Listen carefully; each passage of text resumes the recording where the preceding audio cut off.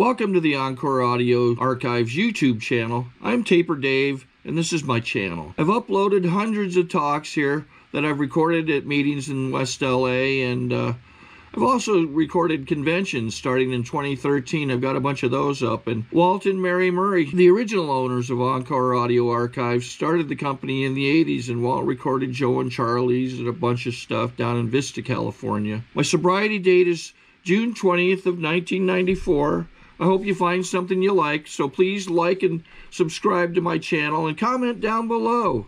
If you want to hear something that I don't have or that you don't see, I'll see that I get it. Anyways, take care and have a great day if you want to. My name is Ralph White, and I'm an alcoholic.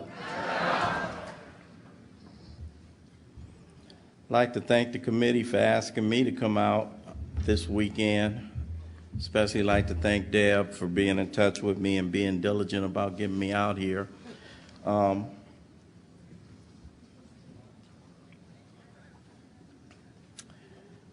was talking to my boy Carl this morning at breakfast, and Carl really lit us up Friday night, as he always does. You know, and we were talking about, you know, placement and he's already off duty, and it's nice to start this thing off and get it out of the way, you know, but there's also something about participating in the countdown.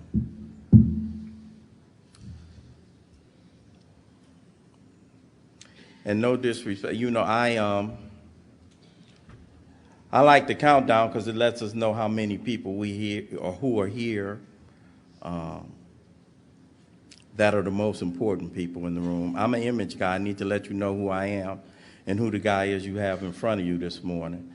I'm an image guy. I'm a make you like me guy. You know, all front, no back. You know, pretty much ain't interested in telling the truth, just interested in what I could convince you of. That's the kind of guy I am, you know.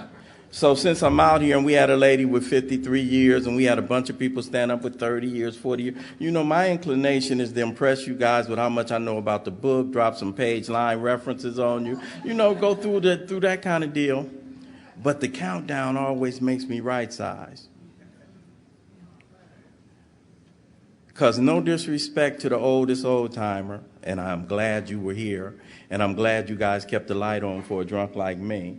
No disrespect to any of you. No disrespect, Carl, throwing down, you know, Friday night, 28 years. No, but those two young ladies that stood here and my friend that came out with me, I came to talk to you. I came to talk to you. One lady stood up here and said she's got 14 hours. And you looked at the lady with 53 years and you probably thought to yourself, I ain't even think about that. That's way, that don't even happen. And then you saw the procession of people standing up and standing up and standing up. And one or two things can happen. I can get inspired that this can happen for me too. Or more likely for somebody like me. I'd be thinking, yeah, that's happening for you. That can never happen for me. And we know what you've been through, and we know where you've been. I know what you're feeling. I'm jittery and alone. I can't do this, but you can. You have just now tapped into a source of power much greater than yourself.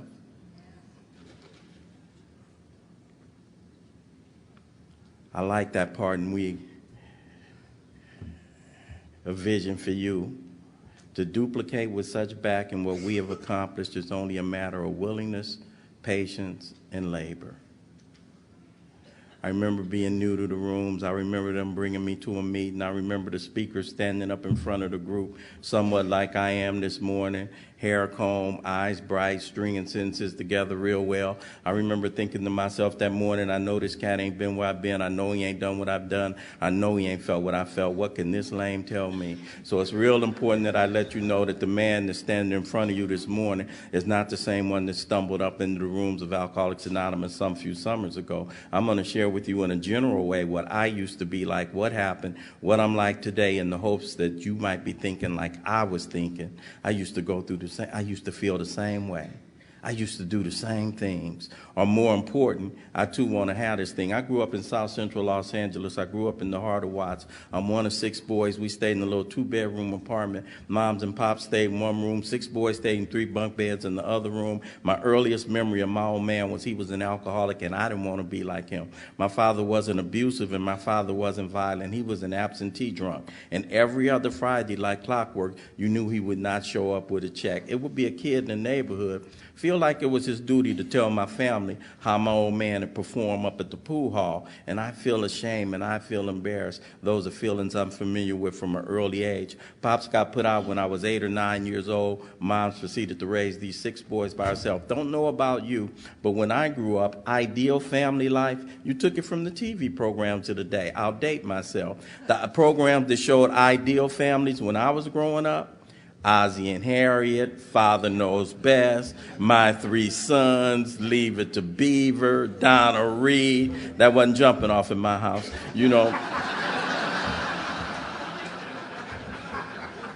When you're grown, you get something that's called perspective. Perspective works like this. You got a mom that raised 6 boys by herself. Old Southern Baptist sister. My mother was on welfare when I was a little kid, and she refused to settle for a lot. And my mom put herself back through high school. She put herself through college. She worked 2 jobs. She took in clothes that she washed and ironed for other folk. And when you're grown, you look back on your life and say, damn, I had a hell of a mom. Look how she sacrificed to raise these 6 boys. But when you were a kid, you know, and you coming home from school on a Wednesday afternoon with a couple of partners, and you hit the front door, mom's is in the living room with an ironing board up and a rag on her head, you don't feel proud. You feel ashamed and embarrassed. And you start bringing partners home from school. And if your name is Ralph, you start living in the prison I've lived in much of my life. And that's the prison of what I think you think about me. I don't know what you think about me, but I'm trapped in what I think you think about me. And I will do whatever it takes to shape and form and mold your opinion of Ralph. I'll wine you, I'll dine you, I'll woo you, I'll con you, I'll bully you, I'll manipulate you, I'll buy you. Please like me. Now, I don't particularly have to like your ass, but please like me.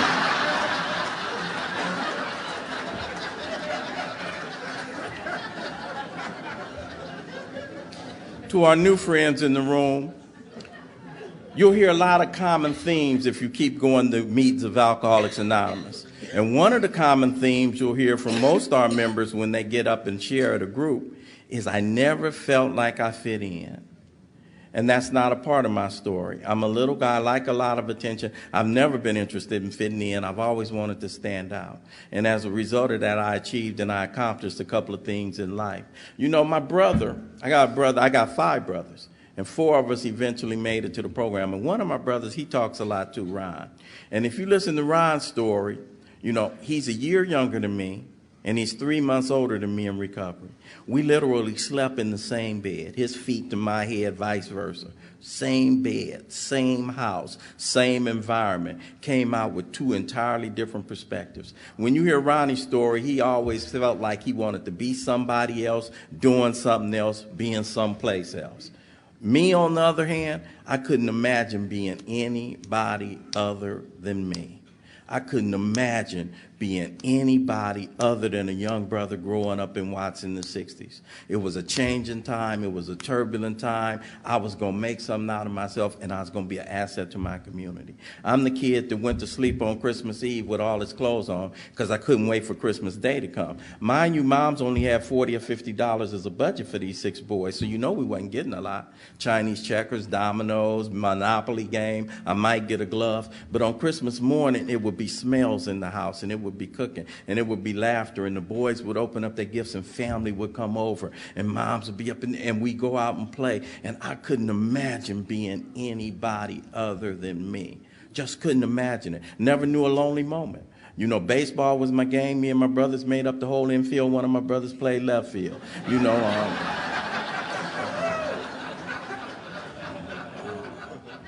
just growing up. And the reason I bring that up is, you know, there are lots of times, sometimes people talk about, you know, I'm not going to share a long drunk log, you know, everybody know I drink. That's not why I share my story. You know, I love when Carl was up here sharing about the variations in alcohol. The face of the alcohol, there ain't one face of the alcoholic, and there ain't one story of the alcoholic, you know. And so I'm not here to report to you guys this morning that I'm an alcoholic because I'm a product of a broken home. Somebody in here grew up with both parents in the house. I'm not here to report to you guys this morning I'm an alcoholic because we didn't have no money. Somebody in here grew up with a silver spoon. I'm not here to report to you this morning I'm an alcoholic because my daddy was. Somebody in here grew up with parents who never drank. I'm not here to report to you this morning I'm an alcoholic because I'm a poor kid from the ghetto. Look around the room, you know that ain't the reason. I'm not here to report to you guys this morning.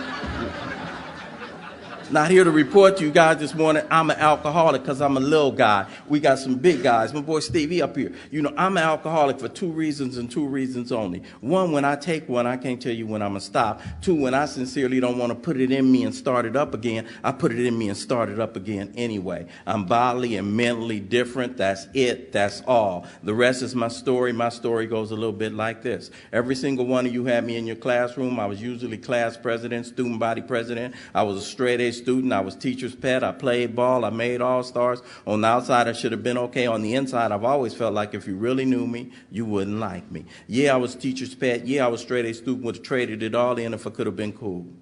If I just could have been cool, right? Because in my neighborhood, there was a whole lot more currency placed on cool than on smart. You know, some of the cats who was cool, I see you sitting up in here right now. The ones who was in the bathroom smoking cigarettes, shooting dice, taking quarters from guys like me that brought extra quarters with them, you know, and you knew how to talk to girls, and girls were a mystery to me. Let me holler, you know, fellas, I don't know why it is that you guys always had a handle on this manhood thing I just didn't seem to have. I don't know if it's because I didn't have an old man at the house. I didn't get the manual. I didn't get the memo. I just didn't know. You know, 13 years old, cats would be talking about throwing down with girls already. I didn't know y'all were lying, but I would be thinking to myself,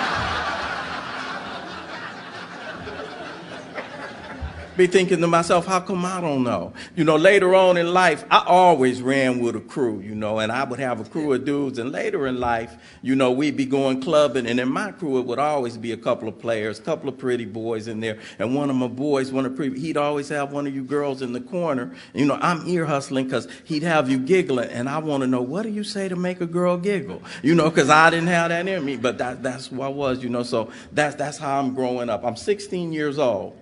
Ain't touched nothing. Now, in Alcoholics Anonymous, you know, Carl thought he was late. I really was late. Alcoholics Anonymous, that's late. It took me a while to get comfortable telling my story in AA. Because this is the first joint I ever landed in where folk try to out-bottom each other, right?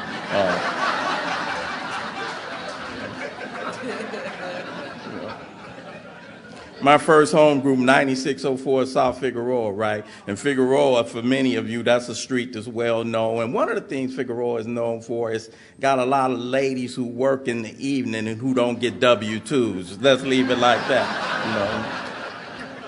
So Figueroa is the stroll, right? And so, you know, 9604 is a hard group, but it had hard recovery, strong recovery. And when I first landed at 96, cats would be up in there sharing. And the more, like Carl said, the more, you know, gory the story, the more interested I get. And I wanted a penitentiary story without going to the pen to get it, right? But my story's my story, and I'm not willing to go get another. I'm a schoolboy, and I'm a square. And I'm a shy guy, you know, and I got comfortable finally. So I'm 16, I ain't touched nothing. You know, Ralph would, you know, and I get a girlfriend when I'm 16. Now, Ralph with a girlfriend don't mean the same thing it means for some of you cats. Ralph with a girlfriend at 16 simply means this. I ran with a crew of dudes that went with the same group of girls. One of my boys broke up with this girl, waited a little time to pass, told my other boy I want to go with her. He went and asked her, came back and told me. She said yes. Now I got a girlfriend, right?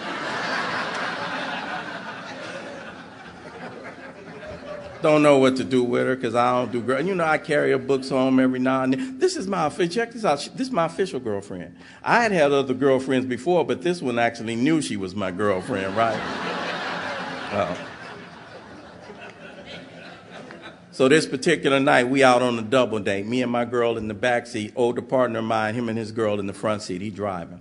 Plastic cup of rum and Coke, come to the back seat this particular night, drank it down, went down real warm, rushed back to the top of my brain. All of a sudden, Ralph's hands started doing things they had never done. Mouth started saying things it had never said. I had arrived. Alcohol did for me what I couldn't do for myself. Gave me the courage to do and to be and to say things I wouldn't do, be, and say without it, and I liked it.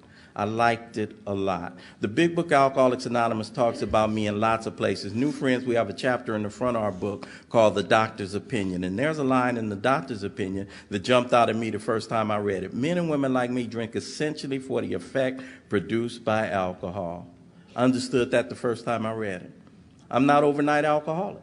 I understand we talk about this disease being progressive in nature because that's how it showed up in my experience. That first night I drank, I didn't get pissy drunk. I didn't throw up all over myself. I didn't make a fool out of myself.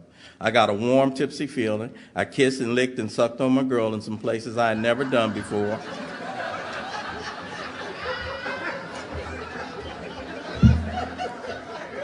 And that's how my drinking stayed. You know, I would drink to go out on the weekends and party. I graduated from high school in 71, and I graduated to higher education in every sense of the word. In 71, I was drinking on the weekends to go to parties. By the end of 71, I'm drinking not only on the night of the weekend, but I'm drinking during the day to get ready for the party. By 1972, I'm drinking not only on the weekends, but now I'm drinking during the week after class, and I've added some non-addictive marijuana to the mix. By the end of 72, I'm drinking and I'm smoking herb and I'm selling herb. By 1973, drinking, smoking herb, selling herb, doing other drugs, doing it on a daily basis, couldn't have told me it was anything wrong with the way I was living. The big book Alcoholics Anonymous talks about at a certain point in my drinking career, I won't be able to tell the true from the false. And the way that that worked for me was this. Isn't the way that I'm doing it, isn't that the way everybody does it? Why would you be young, with a bright future, with a little bit of money, didn't chasing women and getting low to come with the territory? In those days, man, if you came over my house and I couldn't offer you something to drink or something to smoke, I wasn't being a good host. And if I went over your house and you didn't do the same for me, not only weren't you being a good host, wasn't coming over your house no more. For what?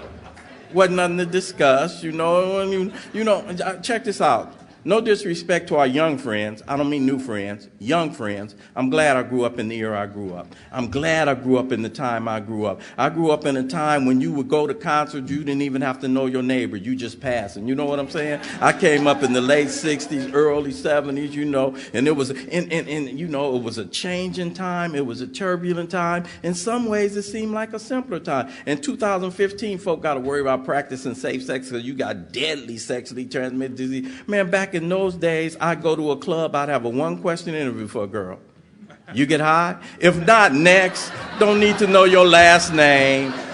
Don't want to know your sign. Don't want to know your mommy. Let's get to the basis of this relationship. You drinking like I'm drinking? And that's just the way it was. I'm at this major university, man. I'm going to go here. Let me go over here for a minute and come back. I'm at this major university. But I came, any of our new friends, and I know we have newcomers. And we have used newcomers, and the used newcomer is, that's a hard way. And some people will be saying to you, my friends, some people will say, it took a lot of courage, like Mel stood up to, and some people will say, it took a lot of courage for you to stand up. I don't know about that. I don't know whether it's courage. I don't know what that is. But what I pray for you is desperation. I pray you desperation. That's what got me up in here. I pray you desperation. And I bounced around. I understand that feeling. I understand that feeling. When Bill talks about it, nobody can turn a phrase the way he did. He talked about the quicksand stretched out all around. Alcohol was my master. I understood that, and I understand that feeling, and just I don't have no way out, and how dark it is. It's got to get dark, and so I pray that. I bounced in here 3 or 4 times in my early attempts at Alcoholics Anonymous. This is what I do. I come in. I'm a good mimic. I'm a good chameleon. I listen to a speaker share. I pick out what in my ears was the most profound things he said, go to a meeting the next, and I repeat what the speaker said, tack on and keep coming back, and thought because I claimed it from the podium it would be true in my experience, and I kept getting loaded, kept getting loaded, kept getting loaded. So there are some thin lines in Alcoholics Anonymous, and one of the thinnest of lines that makes all of the difference is a thin line between comparing and identifying. In my early attempts at this deal, I was always comparing, I was never identifying, and I couldn't find myself in you guys, in the big book Alcoholics Anonymous, and I couldn't find myself in any of you guys' stories. I read Bill's story in the big book Alcoholics Anonymous. First thing I say, Bill is an older white guy. Psh, we don't have that in common. You know, Bill was a veteran of foreign wars, Vietnam era draft dodger. You know, Bill was a Wall Street stockbroker. Check out the way I handle money. You know, we ain't got that in common. You read Bill's story, he said there had been no real infidelity. Missed me on that one too. You know, so I'd always find all the differences. I do the same things when you guys got up here and shared your story. I didn't do that. I don't look like that. I never do that. I don't feel like, you know, I do the same thing. And somebody, when I came back to Alcoholics Anonymous to stay, somebody taught me how to read the big book Alcoholics Anonymous. And they said, Ralph, the same way that you read the big book Alcoholics Anonymous is the same way that you listen to our members share their stories. When you read the big book Alcoholics Anonymous and when you listen to our members share their experience, strength, and hope, ask yourself 3 or 4 questions. Ask yourself, did I drink like he drank? Did I think like he thought? Did I feel like he felt? Or did I do what he did? And when I read Bill's story in the light of those questions, I found my story. Just like Bill, I'm at this major university, and just like him, the drive for success was on. I proved to the world I was important. Drink started taking a more important and exhilarating part in my life, too. You know, and I'm living up in the dorms, man, and that's just what you do. You know, and drink started taking a more important, I'm drinking every day.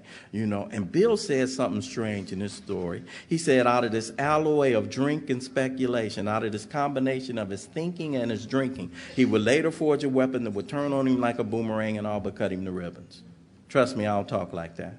You know, old folk where I come from had a shortcut version of that one. They just used to say, trouble always starts out like fun. You know, and you couldn't have told me I'm up in the dorms drinking that Spinata, drinking that Tyrolia, drinking that Annie Green Springs, drinking that Boone's Farm, drinking that Brass Monkey, drinking that Tanqueray, drinking, you know, now I'm moving up to Corbel and I'm drinking Remy and you couldn't have told me alcohol was going to do what it did to me.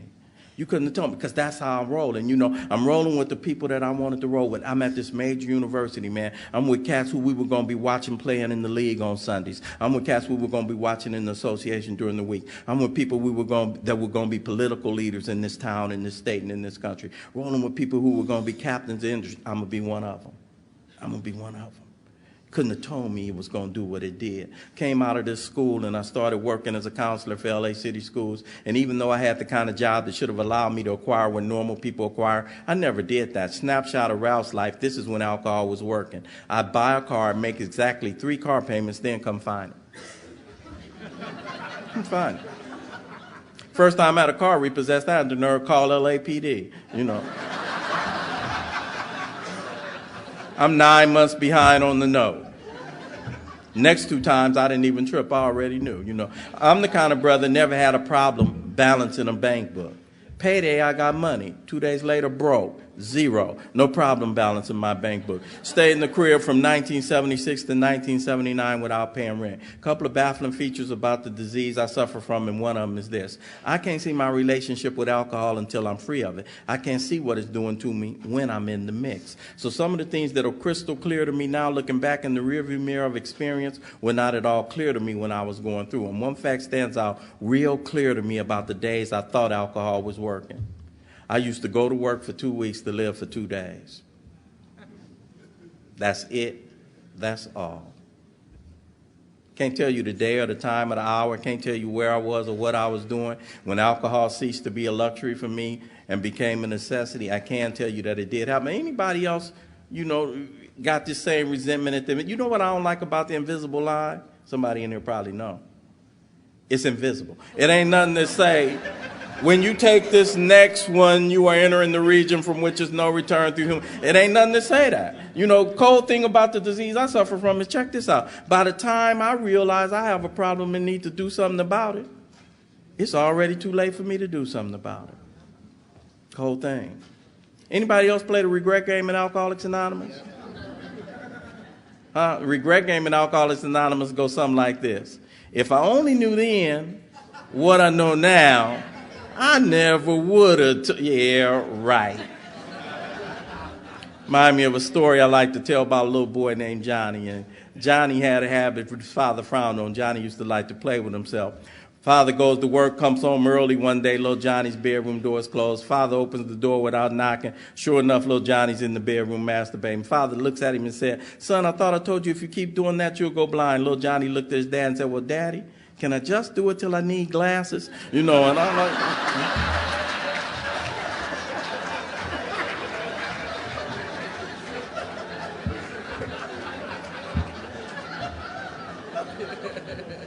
I like that story because that story reminds me of me in the life. I see you going down, you going down, you going down. I'm just going to do it till I need glass. And the book talks about seeking the Lord companion. It wasn't long before I became the Lord companion. And we don't have enough time for me to tell you all the things that should have been signs along the way. I got married on a Saturday afternoon in April of 1980. I had a bachelor party the night before my wedding. None of the guys at the bachelor party are getting married the next day. They all have sense enough to go home 2 or 3 o'clock in the morning. I'm still at my bachelor party till 7:30 in the morning, me and my brothers. They take me home at 7:30, pour me in the bed, get me up at 10 o'clock for my 1 o'clock wedding. I'm toe up. I'm one of them toe up, one of them nights where you're trying to stop the bed from rotating. You don't have nothing left to throw up but stomach lining like that, you know. And I'm toe up. And I'm supposed to say my own vows at this wedding.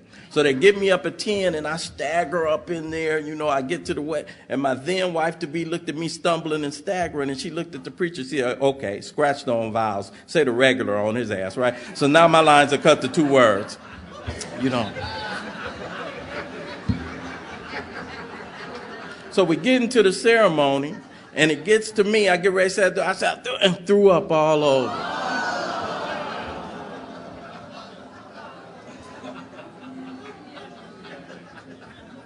Passed out. Have not taken a wedding picture to this day. Pitiful and incomprehensible demoralization. New friends. If you're anything like me, when I first hit the rooms of Alcoholics Anonymous, although the words they used in the rooms were not unfamiliar to me, the way that they used them was not the way I used them in my everyday walk-around vocabulary. They were talking about a psychic change and this phenomena of craving, this allergy of the body, and the way they used it, I needed some help with each one of those. But the first time I heard pitiful and incomprehensible demoralization, didn't need no help with that one. Folk like us don't need a dictionary for pitiful and incomprehensible demoralization. I lived pitiful and incomprehensible demoralization up close and personal, and I lived it over and over and over and over again. See, I'm the kind of father and I'm the kind of husband. Remember sitting on my living room couch. Wife coming out the bathroom real fast, pulling her pants up, going to the dining room table, picking her purse up off the table and clutching it real close to her. She went back to the bathroom. I feel this tall because nobody was in the house but me and her, but it got like that in my house. I'm the kind of father and I'm the kind of husband. Remember coming home, sticking my key in the door. Wife and 2-year-old daughter sitting here and they both crying. I look over here and homeboy sitting in my seat with a gun pointed at my stomach talking about I want my money right now. Fellas, let me holler at you guys for just a minute. I don't know about the rest of you, but I always had a lot of fears and a lot of doubts about, do I have what it takes to be a father? Do I have what it takes to be a husband? Because if you're in the life, your track record already gives you the answer, right? Because what's the father's role and what's the husband's role? To protect and to provide, and it's a cold-blooded feeling, fellas. Laying in bed with a woman night after night after night after night, knowing not only aren't you protected, knowing not only aren't you providing, you the one bringing the wolf to the door. They came up in my house several times. Each time I pretended to call 77. I'm the kind of father and I'm the kind of husband. Remember sitting on my back porch. 2-year-old daughter coming outside pulling at my coat. Daddy, daddy, that's my piggy bank. I remember stopping and giving her a little grin. Don't worry, baby. Daddy's going to put some dollar bills in here for this change. And I wasn't raised to be stealing from my daughter. I wasn't raised to be stealing from my wife. I was an alcoholic with no tools of recovery. And I did what it took to get what I needed to get.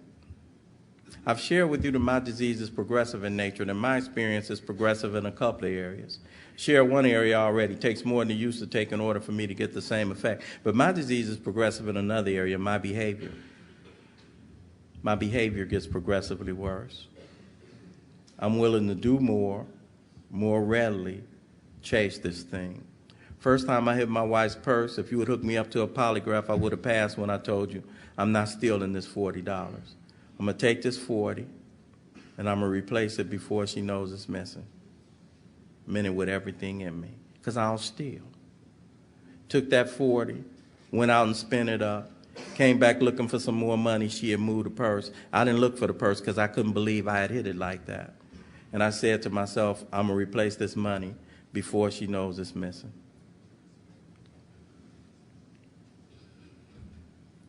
You know, to our new friends, you may not know what you just walked into. This lifestyle and this way of living. I don't take it for granted.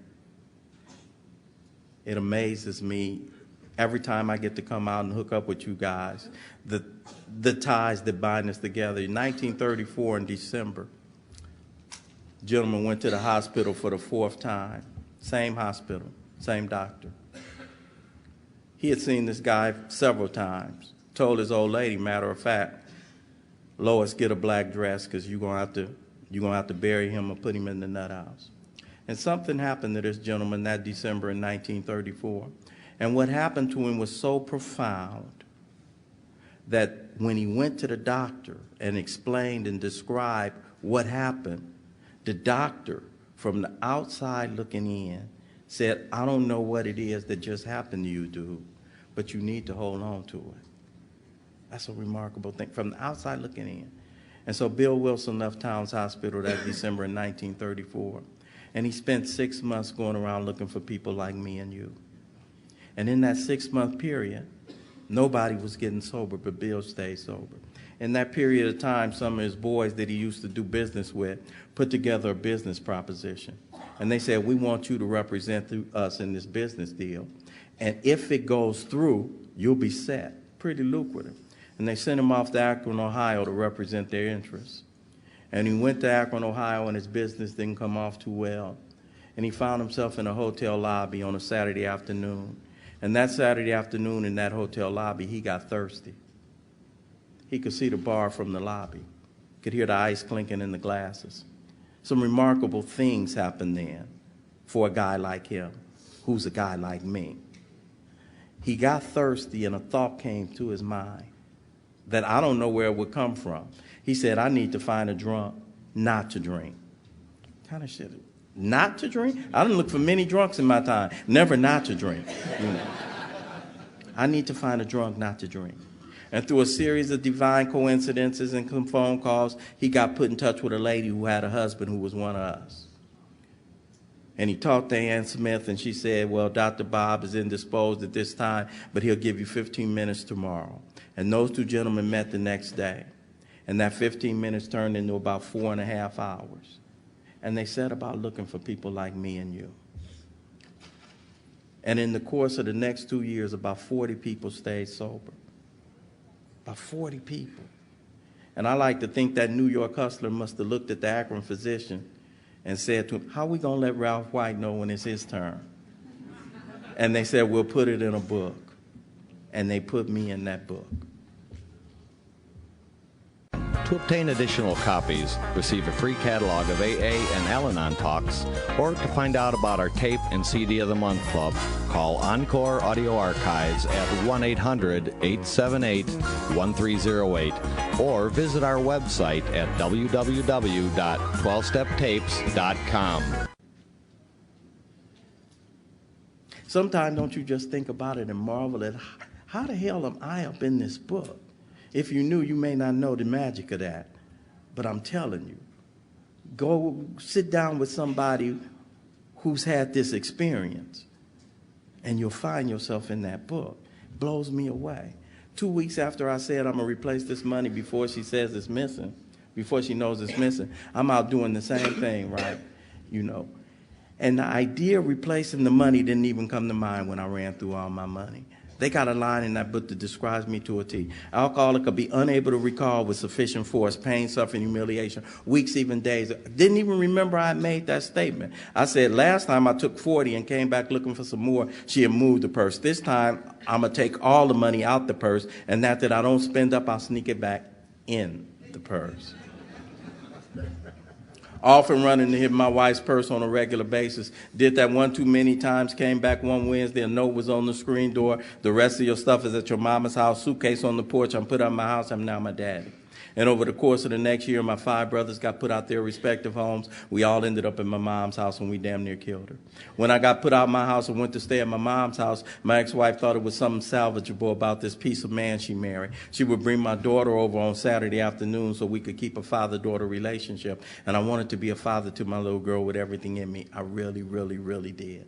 I wanted to take my girl to Disneyland, and I wanted to take her to Magic Mountain. I wanted to take her to a movie on a Saturday afternoon. I wanted to walk up the street with her little hand in my big hand, take her to the store and just buy her some ice cream. I wanted to sit her in my lap and read stories to her. I wanted to tuck her in bed at night and get a good night kiss. I wanted to get the look from my little girl like I've seen men in the fellowship get, the look like this is my daddy and this is my hero. And the best I could do on those Saturdays was 30 minutes. 30 minutes. Tell my mom something like, I'm going to the store to buy Rain some ice cream. I'd disappear. Sneak back on Sunday night when her mom was coming to get her. And over some of those long Sunday nights, man, I can still remember sticking my head around the side of my mom's house, tears flowing. And I'm sticking my head around the side of the house, and I see those 2 heads in the car and the headlights backing out the driveway. And through the tears, I'd be thinking to myself, there goes my life backing out this driveway. And I've heard a lot of people share they were scared of dying out there, not a part of my story. Never scared of dying, scared I was going to keep waking up to the same old thing. Monday the same as Tuesday, the same as Sunday, the same as Christmas, over and over and over again. And I'm so glad God don't make misery comfortable. And on October the 11th, 1986, I got miserable enough. I got tired enough. I got directed to my 4th program of recovery. I was in a real dark place, and I was in a real bad way that October in 1986. I was full of remorse, and I was full of regret. And I was full I'd never be able to forgive myself for the things I had done and what I had become. Couldn't believe it. Couldn't believe what had happened with my life. I'm the real Dr. Jekyll, Mr. Hyde that Bill talks about in the book. 1985, it's a trip. As my alcoholism was increasing, I was rising up in the workplace. So I was the business guy by day, and I'm the vampire by night. You know the cold thing about that double life if you're an alcoholic? The vampire always outgrows the businessman. The vampire always outgrows the school teacher. The vampire always outgrows the housewife. The vampire always takes over. So the vampire starts showing up at work. Sometimes, you know, I'm going to work in the same suit, same clothes, same, you know. So the vampire starts showing up at work, and the vampire don't work at work. And they don't pay the vampire to come to work. So one day they told the vampire, you got to go and take dude with you. So I'm out my dream job. I was working in management in a major utility company in the law department of management, and I'm out my dream job. And so, and from 85 to 86, I went to the twilight zone. I went to the dead zone. I'm one of the ones that you'll find walking the streets at 3 or 4 o'clock in the morning. I'm one of the ones that you'll find doing the aimless walk. I'm one of the ones that you'll find walking the walk of no hope. I'm one of the ones that on Sunday morning you'll find stumbling up out of a motel room wanting to shoot the birds for singing and wanting to shoot the couples for going to church. I'm one of them. I'm one of them.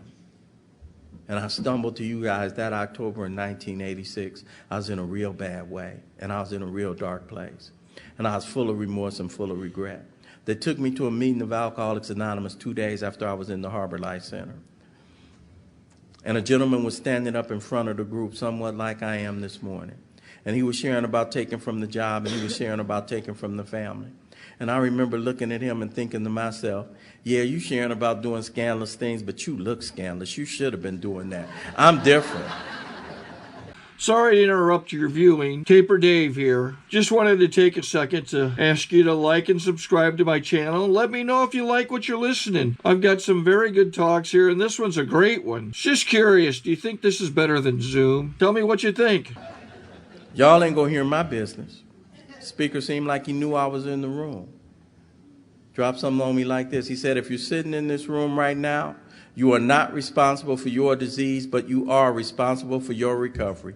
And you have just now tapped into a source of power much greater than yourself, and you don't have to drink, and you don't have to use no matter what, provided you are willing to fulfill some conditions. And that speaker that night caught my attention. He went on to say, this is the only club you can be a member of, where the worse off you are when you get here, better off your chances of staying. And I got the message of hope at the first meeting of Alcoholics Anonymous he took me to. He described to me what I suffer from. He did it in a real strange way. Dude was talking about me, talking about himself. I had never seen anything like it. He seemed like he shared that it was something physically different about him, and seemed like he invited me to diagnose myself. Ralph, don't take my word for it. How many times did you say, I'm just going to spend 20? What happened? Whole paycheck. How many times did you say, I'm just going to stop off at happy hour? What happened? Whole paycheck. How many times did you say, I'm going to go over here to my boy Steve's house for a minute? What happened? Whole paycheck. Ralph, did it happen once? Did it happen twice? If your name is Ralph, whole paycheck every 2 weeks from 1979, 1985. My experience, not yours, not my sponsors, not the oldest old-timer. My experience abundantly confirms for me when I take one of anything, no matter where I have to go, who I have to see, what I have to do, no matter how great the wish or the necessity, my body takes over and I have to have another.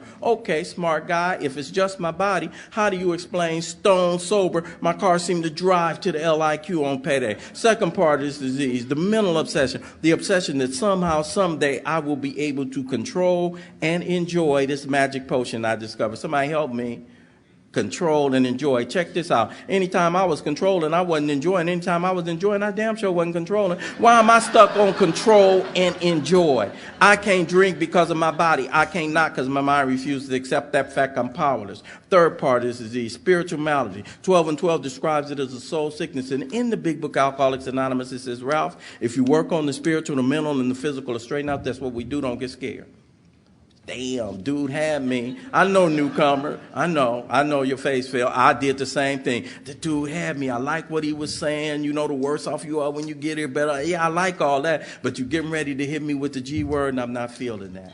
I'm really not feeling that, dude. You can call it creative intelligence. You can call it spirit of the universe. You can call it all that other stuff you want. You can dress it up however you want to, but you can't fool me. You're talking about the G word. Yeah, Mr. Speaker, with your 28 years, the God idea just come flowing out your mouth, but you don't understand me. I came in here to stop drink. I ain't trying to hear all the rest of that. Check this out. I did not come up in here walking toward the light. I came up in here running from the fire. And if your ass is on fire, it's a good place for you.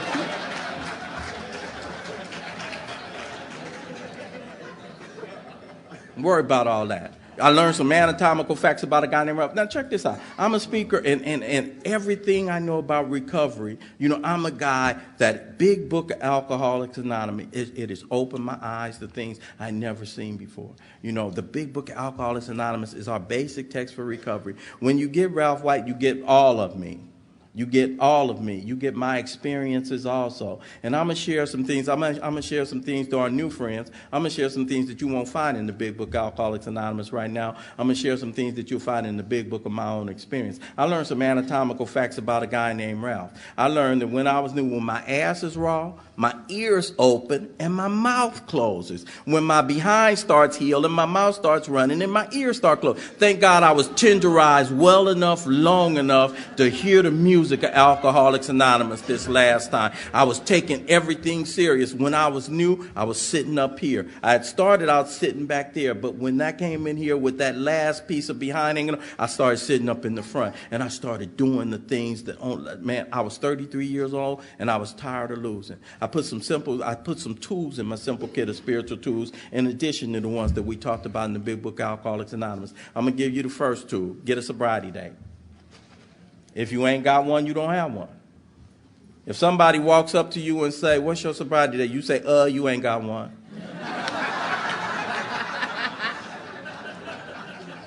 water it, nurture it, treat it. For most of us sitting in this room, it's our prized possession. Been through a lot of things in recovery, man. Ain't got another day. That day gives me a shot. I'm in the game. Get a sobriety day. Get a home group. Home group is something like a Cheers bar. It's somewhere you go where everybody know your name. Get a home group. Get a sponsor. These days, people put a lot of extra requirements on a sponsor. Get a sponsor who has a working knowledge. Get a sponsor. I'm always amused when we all try to entrust the brand new person with all the skills to do sponsorship interviewing. Get a sponsor. Check this out. That sponsor might change, but I'm going to share something with you, to our new friends, particularly our used new friends. I'm going to share something with you. There's something involved in the conversation. There's power in the conversation of help me. There's power in the realization for my damn self, not for nobody else, for myself. Yeah, new friend, we know you. I'm a grown-ass man. You can't tell me what, I know. Till you get you in one of them positions like Carl says, shackled, and they telling you what to do. No, you can, sponsor, I'd rather you tell me what to do than they tell me what to do. You know, get up in here, and yeah, there's something in the conversation. Because I'm going to tell you what you really need, the most valuable kid in the spiritual, you know, and we talk about it, and, you know, and we talk about honesty, open-mindedness, and willingness. But when there's a part in the book where it talks about the essentials, and one of the essentials it talks about is enough humility, and that's the one. That's the one. Get a sponsor. Then get a road dog. Road dog is different than your sponsor. Probably ain't going to be running with your sponsor, may not be hanging out. Later on, that relationship might grow. And my sponsor are very good. But initially, you know, because I was in this for the long haul. And if this thing ain't fun, you'd have a different speaker. I do this thing. I have a lot of fun in recovery. Get a road dog is different than your sponsor. With your sponsor, you come correct. No, sir, I'm not looking at girls in the meeting. Yeah, I'm listening, you know. But with your road dog, that's who you talk about your sponsor with, right? You know. With your road dog, you be, man, did you see them honeys in the ring? Yeah, man, we going back to that meeting. You know, with your road dog, that's... Yeah. Make it fun. And I had my brother and my boy Strange, and we had a little yellow bucket that we shared between us. Whoever had a panel could take the car that night, and we started doing the damn thing, doing the damn thing, doing the damn thing, doing the damn thing. I'm telling you, I have so much. I am dead serious about recovery, but you seldom see me serious in recovery. If you ain't laughing in this program, you ain't taking this program serious enough. You know, I was rolling with a guy one day, and we were out somewhere, and we were doing a panel. Guy that at the time, Tom I had about 53, 54 years sober. And I remember him fielding a question from the group. And one of the questions was, what's the most important thing you found in your 50-something years of recovery? What's held you? And he didn't say a conscious contact with a guy. He didn't say anything flowery like I thought. He said one word. He said enthusiasm. Enthusiasm. Old-timers, sponsors, folk up in here. It's supposed to be a program of attraction. God damn it, if it's supposed to be attractive, make it attractive. Don't be up here, there ain't no easier. So no. Enthusiasm. You know, so I got on board, man, and I got involved in this thing, and I started doing this thing. I'm a guy.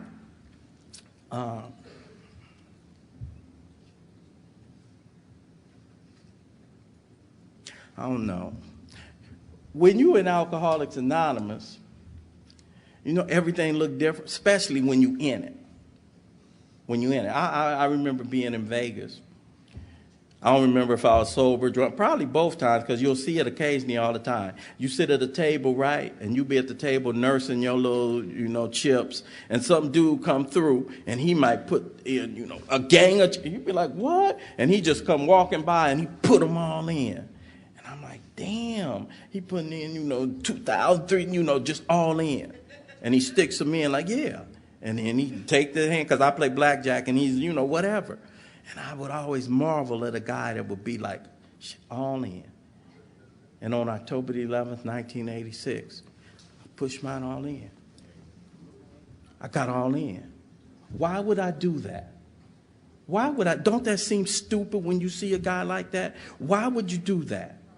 I had taken the negative second step already. I had come to believe in the hopelessness and futility of life as I had been living it. I had come to believe I'm going to be walking the streets at 3 or 4 o'clock in the morning. I had come to be seeing the speaker you had this morning. I'm not the one that's going to be sharing a message of fear. That's not the message that I carry to you guys. If you listen to my story and you read between the lines, you know I was doing some of everything. And what I used to think of as my heyday, people used to look at me and be like, damn, Ralph, ain't you scared of overdose? I'm scared of overdose. I'm scared of deadly underdose. You better put some more up on here, you know. So the message of fear is not the message of the whole alcoholic of my variety. The big book, Alcoholics Anonymous, talks about the message that will interest a guy like me. And it talks about the message that will interest a guy like me, and it does, is the message of depth and weight. And that message of depth and weight that this morning speaker has to bring to you is that you're looking at a guy who at 33 years old had given up on life. You're looking at a guy who at 33 years old did not know where his family was living and didn't know where his little girl was enrolled in school. You're looking at a guy who at 33 years old had not answered anybody's 8 o'clock or 9 o'clock wake-up call to go to work in so long, I no longer thought I was employable. You're looking at a guy who came from a major university in this country, and my job at the end was taking the trash out for a 21-year-old. I was sleeping in the back of my mother's garage, and I was eating lemons off a neighbor's lemon tree for breakfast.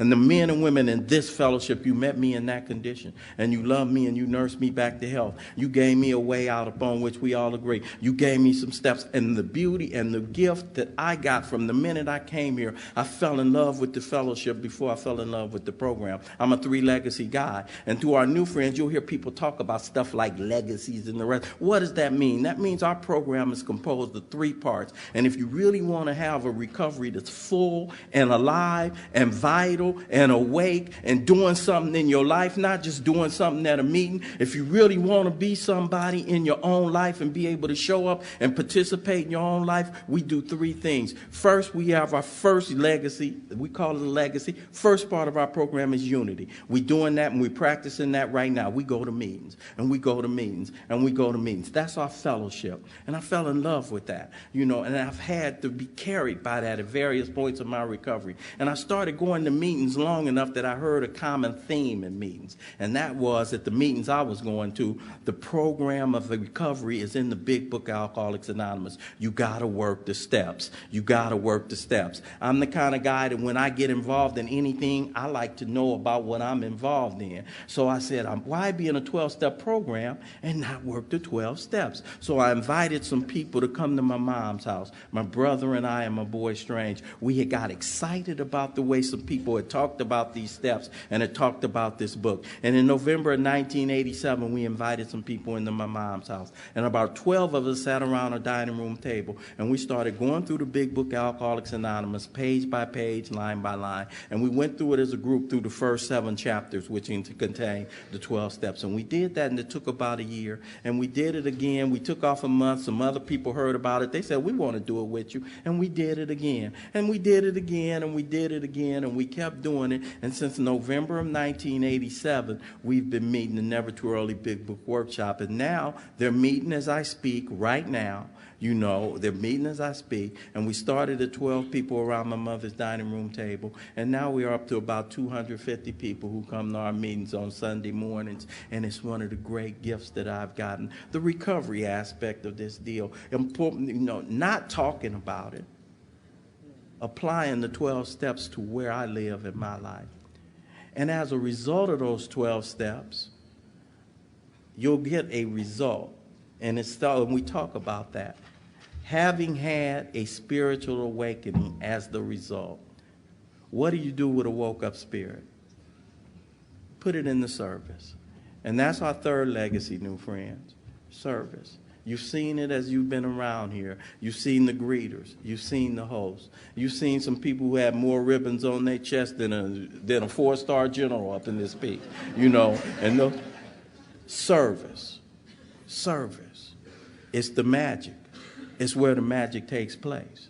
you know, and I'm so grateful. You know, you get me up here and I'm doing the spotlight work at Alcoholics Anonymous right now. I'm standing in front of the group and everybody sees me, all eyes on me and the rest of that. But I take my hat off to who I like to call the shadow soldiers. Those are the ones in the back. Those are the ones that, even though it's the Final Four, and Monday night it'll be the final game of the Final Four, and that Monday night somebody's going to get up, they're going to leave home, they're going to fire up the coffee pot, they're going to open up the meeting house, and they're going to wait for Ralph White to show up. 7th game of the World Series, they're going to get out of their bed, they're going to open up the hall, they're going to fire up the coffee pot, and they're going to wait for Ralph White. So, you know, Super Bowl Sunday, they're going to go to a jail, they're going to go to an institution, and they're going to look for Ralph White. And my hat is off. I call them the shadow soldiers, and I'm so grateful that somebody kept the lights on for a drunk like me.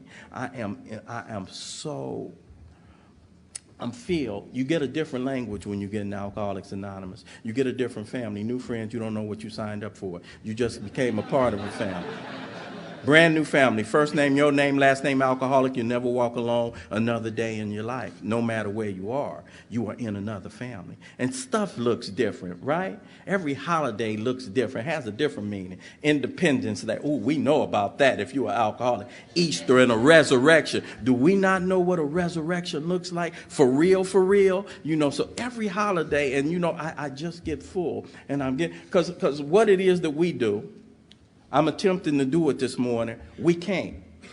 You guys task us. You ask Carl, all the other speakers this weekend, they come out, and you task us to do something that really is an impossible task. You ask us to put words to something for which it's no words.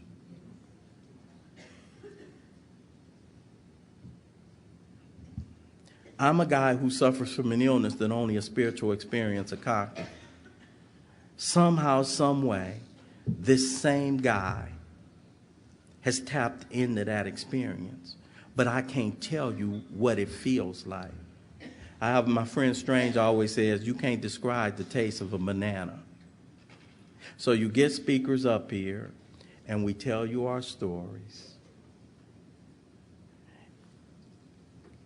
Because we're a storytelling society, and we tell our stories, and what we attempt to do is make what it is that we've discovered and we've tapped into so appealing that you want to bite a banana for yourself. We attempt to make it so appealing because I can't tell you what it feels like when this power is power in my life. I got on my knees, first year recovery. I got on my knees with a group of people.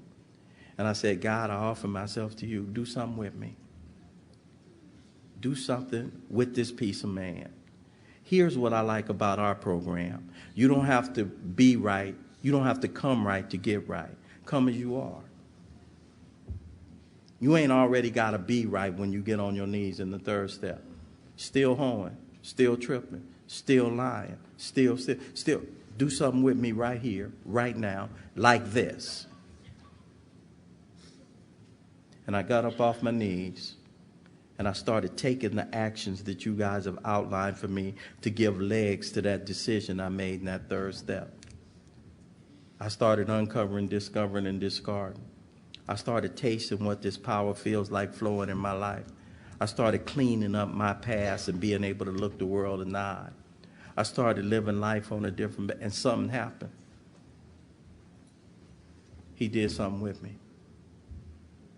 In my 28 years in this deal, I've had a lot of ups and I've had a lot of downs, and I welcome that. It beats flatline. I've just coming out of my third valley not too long ago. And in that valley, I lost my house, I lost all my money, I lost a 20-year marriage. But I got trained feet in Alcoholics Anonymous. I had trained feet. I remember I was sitting in Ocaac Airport. I don't know where we're going. I'm getting ready to get out of here. I was sitting in Ocaac Airport, getting ready to go talk at a deal on the third step. Talking to my old college roommate. He had lost his dad, and I'm talking to him on the phone.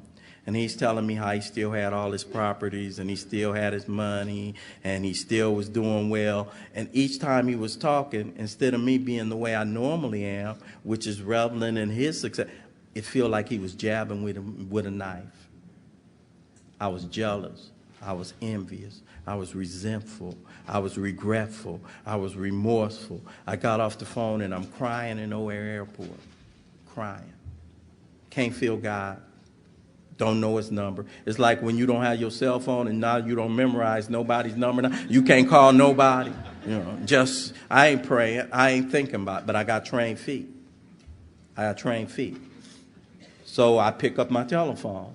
I either call my sponsor or I call one of my friends, and I call one of my boys. I'm crying. I'm going to tell you a secret when you get in the dark place. I'm going to tell you a secret when you get to the place you can't pray. I'm going to tell you a secret when you get to the place where you ain't feeling the power, but you sure need the power to just make another step. I'm going to tell you a secret. Train your feet. Get with somebody who is connected when you ain't connected. Because when I was talking to my boy on the phone, here's what happened. I'm going to tell you what happened for you too. While we were talking, guy got on the line. He three-wayed me. He three-wayed me. When two or more of us are gathered, he'll get on the line. Imagine what it's like when all of us are he's on the line. He's in the room. That's why we don't do this by ourselves. He's in the room. He's done something in my life.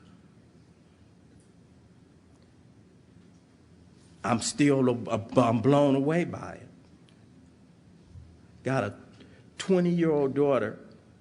She's a sophomore at Boston University. She's never seen her daddy loaded, and one day at a time she never will. You know how you get those gray shots every now and then? You know, September we were moving her into her first house. She had 2 roommates. I flew to Boston, and then, you know, and my brother's back there, and we moving her in. Her roommates had their parents moving them in too, and I had to step in the bathroom, right? You guys, you felt it. I had to step in the bathroom because the grace just came on me. It's like, damn, this is what dads do.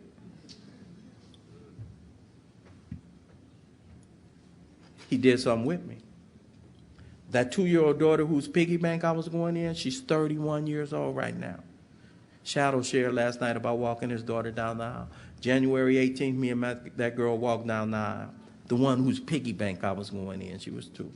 We walked down the aisle. She's a practicing attorney in the state of California. And when she went through undergrad, when she went through law school, play daddy didn't put her through, stepdaddy didn't put her through, uncle didn't put. Alcoholics Anonymous. We walking down the aisle, Rain is on my arm and she's shaking. She said, Dad, this is the happiest day of my life. She said, I'm sad about one thing. I said, what's that, baby? She said, I'm sad because this is going to be the last day that I'm Rain White. But I'll always be Daddy's girl.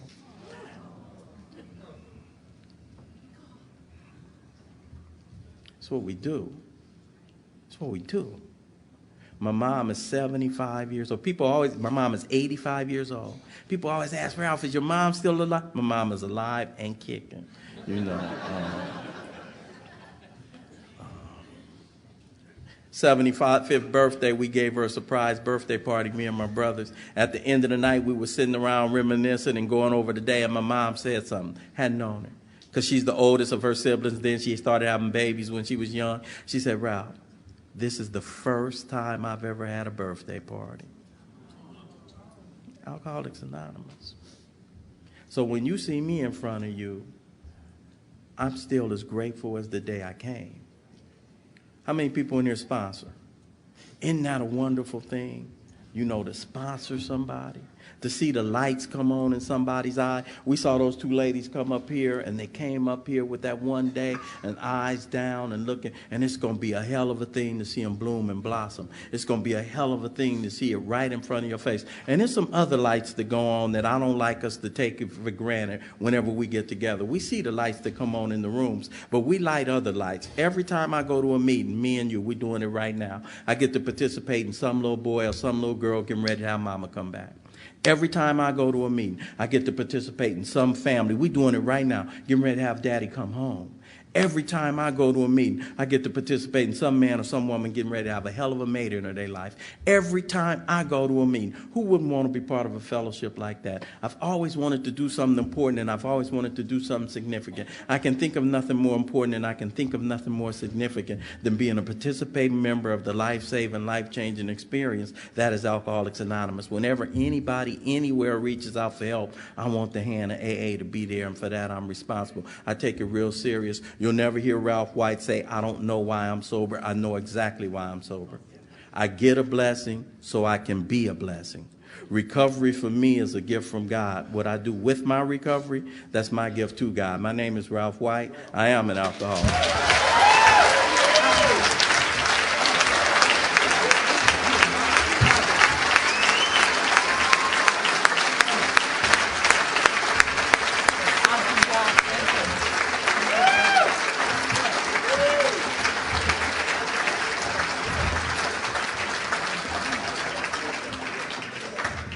I think we got a great talk going on here. Thanks for watching the channel. Taper Dave here.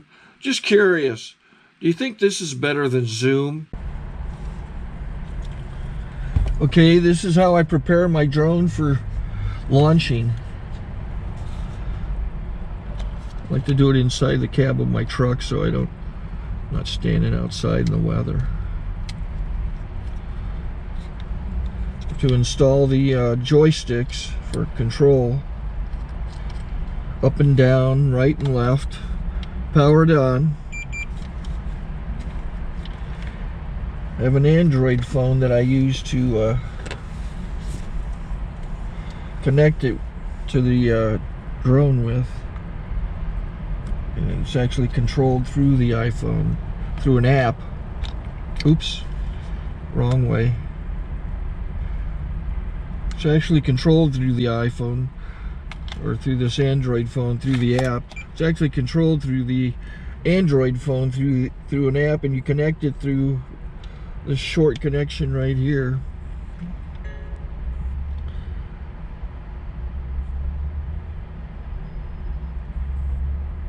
Remote control connected. Remote control's connected. So I pull out the drone. I have to extend the legs. Long legs extended first, then the short legs. Remove the gimbal protector. Set that aside, then power it on one short burst and one long burst. I lay it down. So I have to go to calibrate. So the drone's not connected yet. It shows you here as this drone gets disconnected, even though the remote's powered on. So the drone has to establish it's connected. So I go into the app to calibration mode. First I'll calibrate the remote controller. Start calibration. Out, in, oop, out, in, up, down, and then this little wheel is to control the gimbal. So it's calibrated. Go to gimbal calibration, start calibration, and then it calibrates the gimbal. I don't know if that shows up. The gimbal's moving all over the place. Changes, you can see it on the video. And I'm calibrated to take off. It's acquired 7 satellites at the moment. There are 26 satellites up in the sky, which it has to acquire before you can take off. So it's connected. It's got enough satellites. This is white. I can go to press this little arrow button, swipe right to take off, and it would start the motors if I slid this to the right, but I'll wait till I get outside. Don't want to do it inside.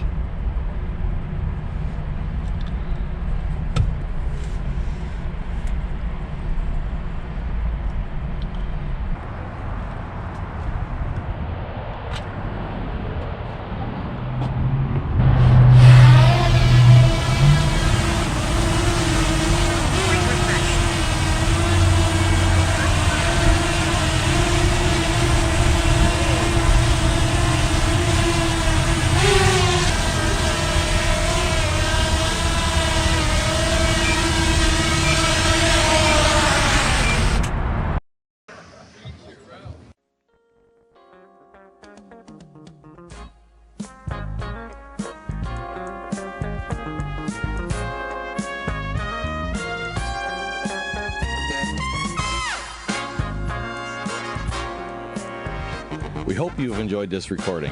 To obtain additional copies, receive a free catalog of AA and Al-Anon talks, or to find out about our tape and CD of the Month Club, call Encore Audio Archives at 1-800-878-1308 or visit our website at www.12steptapes.com.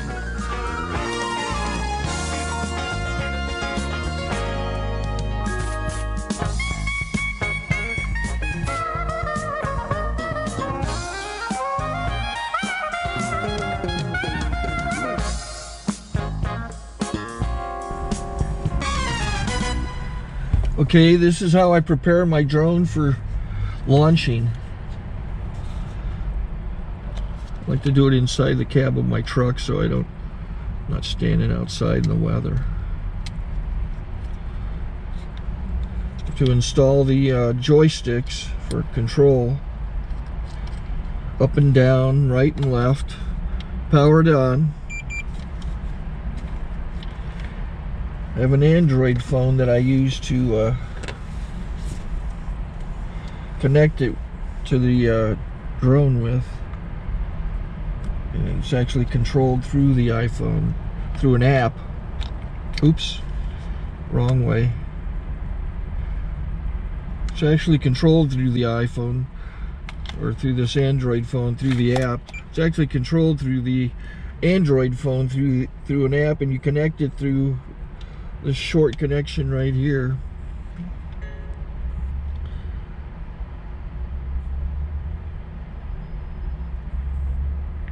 Remote control connected. Remote control's connected. So I pull out the drone. I have to extend the legs. Long legs extended first, then the short legs. Remove the gimbal protector. Set that aside, then power it on one short burst and one long burst. I lay it down. So I have to go to calibrate. So the drone's not connected yet. It shows you here as this drone gets disconnected, even though the remote's powered on. So the drone has to establish it's connected. So I go into the app to calibration mode. First I'll calibrate the remote controller. Start calibration. Out, in, oop, out, in, up, down, and then this little wheel is to control the gimbal. So it's calibrated. Go to gimbal calibration, start calibration, and then it calibrates the gimbal. I don't know if that shows up. The gimbal's moving all over the place. Changes, you can see it on the video. And I'm calibrated to take off. It's acquired 7 satellites at the moment. There are 26 satellites up in the sky, which it has to acquire before you can take off. So it's connected. It's got enough satellites. This is white. I can go to press this little arrow button, swipe right to take off, and it would start the motors if I slid this to the right. But I'll wait till I get outside. Don't want to do it inside.